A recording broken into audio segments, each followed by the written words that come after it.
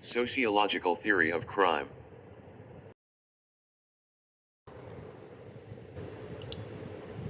Introduction to sociological theory of crime. What is criminology?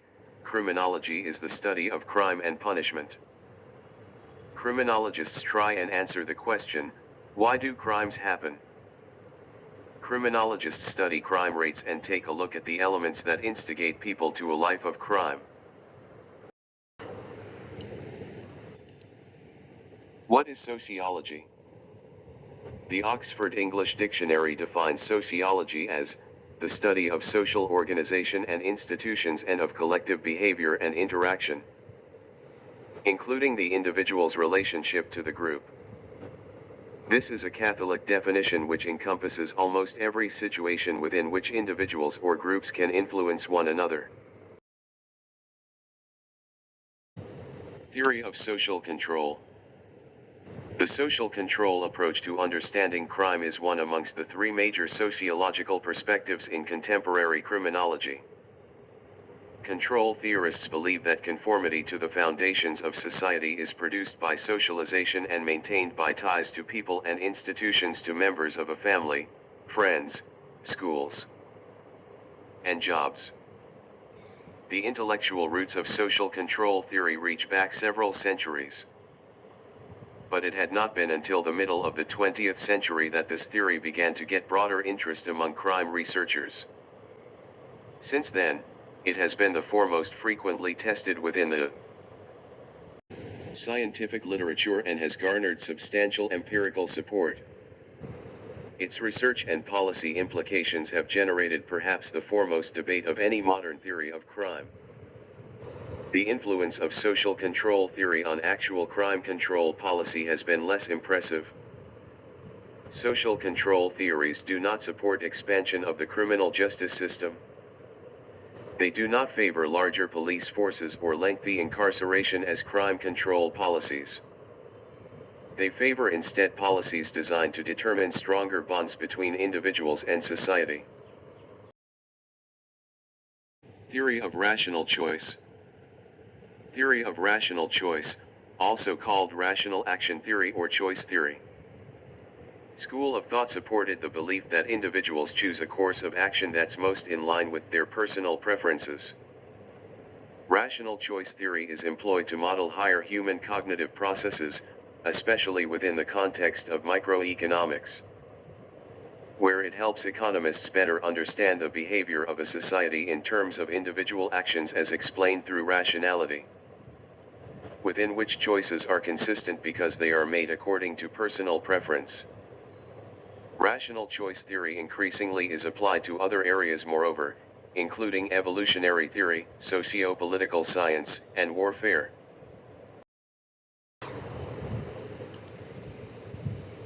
Theory of rational choice could be a fundamental element of game theory, which provides a mathematical framework for analyzing an individual's mutually interdependent interactions. During this case, individuals are defined by their preferences over outcomes and also the set of possible actions available to each. As its name suggests, game theory represents a formal study of social institutions with set rules that relate agents' actions to outcomes. Such institutions may be thought of as resembling the parlor games of bridge, poker, and tic-tac-toe. Game theory assumes that agents are like-minded rational opponents who are responsive to each other's preferences and methods. A method is the exhaustive game plan each will implement, or the entire set of instructions another could implement on an agent's behalf, that most clearly fits individual preferences visible of the precise structural contingencies of the sport. Such contingencies include the amount of game plays, the sequential structure of the sport, the chance of forming coalitions with other players, and other players' preferences over outcomes. Merton's theory of enemy. Merton's enemy theory was published in 1938, but thanks to the uninspiring social interest it represented a so-called sleep theory. Only the renewed publication within the year 1954 provided for public interest. Merton refines Durkheim's remarks by describing the missing social rules that cause anomie and linking them to the aspect of the value-medium discrepancy. Anomic conditions are not any longer seen within gap between needs and satisfaction, but within the discrepancy between goals and means. Crime arises from the divergence between the social objectives recognized as legitimate and therefore the limited access to the means necessary to realize these objectives. This discrepancy between goals and means varies from class to class, but is feasible in all strata. The discrepancy ends up in a disorientation of the individual and causes psychological stress, moreover as social conflicts.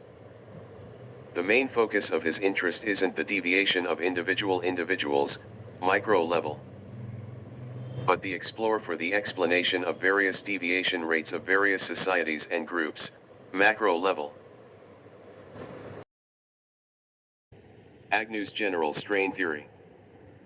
Robert Agnew's theory of general strain is one of the most respected theories of crime in modern criminology. However, strain theory has not always occupied a respectable position among scholars within the criminological community. Although strain theory quickly achieved popularity in its early beginnings, within the 1960s it faced harsh criticisms as a result of competition with newer theories such as control and social learning. Agnew, 1992. It was not until Agnew revised strain theory in 1985 that strain theory began to re-establish its credible position within the criminological community. Since Agnew's revision of strain theory has been used to explain a variety of criminological phenomena such as patterns of male versus female offending and has been further revised to overcome multiple criticisms. Agnew constructed general strain theory by building upon the work of prior strain theorist, Robert Merton. He posited that crime was caused by strain, the difference between one's economic aspirations and their actual means of achieving those aspirations. Merton, 1938. Merton proposed that when individuals were unable to meet their goals through legitimate means, they might resort to illegitimate, or illegal measures to attain their goals. However, Merton's strain theory endured several unanswered criticisms. Shaw and McKay's theory of social disorganization.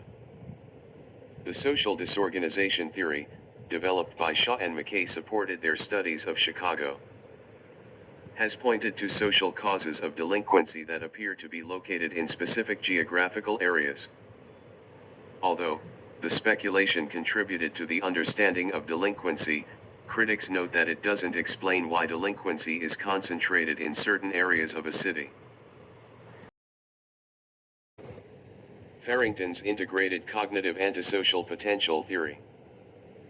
Developmental and life course criminology, DLC, focuses on the event of offending and antisocial behavior, the importance of risk and protective factors, and therefore the effects of life events. The integrated cognitive antisocial positive theory specifies risk and protective factors that influence the event of long-term antisocial potential, varying between individuals, and situational factors that influence short-term antisocial potential, varying within individuals over time. It also specifies the cognitive processes that influence whether the antisocial potential becomes the actuality of offending in any situation, and therefore consequences of offending that have feedback influences on antisocial potential. Low self-control, and childhood temperament, Farrington, 2003, p. 241. LCPs fail to learn processual behavior, while AL offending is merely temporary. Conclusion. Various theories tell us about how crimes cause damages to each person in society. These theories help to understand how every individual is engaged in crime and the way they respond to the social environment. The biological theory concentrates on the genetic, neurological, psychological, and biochemical factors that influence a criminal manner. On the surface of the theory, crime appears unusual, predicated on the model of rational behavior. The economic model of crime that each individual chooses between criminal and legal manner supported various factors. The psychological theory study in specifically two factors, one is family influences, and another is individual influences. The political theory recognizes that any crime may be connected with some political ideology and therefore may be used for some political purpose. Similarly, sociological theory study about the three main theories strain, rational choice, and control theory. All these explain crime in terms of social environmental factors or primary factors such as family, friends, community, etc. Durkheim viewed anomie as a state of normlessness, an ethical malaise experienced by individuals after they lack clear-cut guidelines. Later theorists such as Merton adapted the speculation to seek advice from a situation that results from a spot between societal goals and therefore the means provided to realize them. This, in line with Merton, leads to modes of personality adaptation, conformity, innovation, retreatism, ritualism, or rebellion. Cloward and Olin argue that the juvenile subculture gang response to anomie depends on the differential social organization, legal and illegal opportunity structures, within the neighborhood. Betting on the kind, one in every of three delinquent subcultures may emerge, the criminal, conflict, or retreatist. Cohen's theory of delinquency presents it as lower-class reactions to unobtainable or rejected middle-class values like ambition, verbal skills, nonviolence, and also the like. He views much delinquency as non-utilitarian, malicious, and negativistic.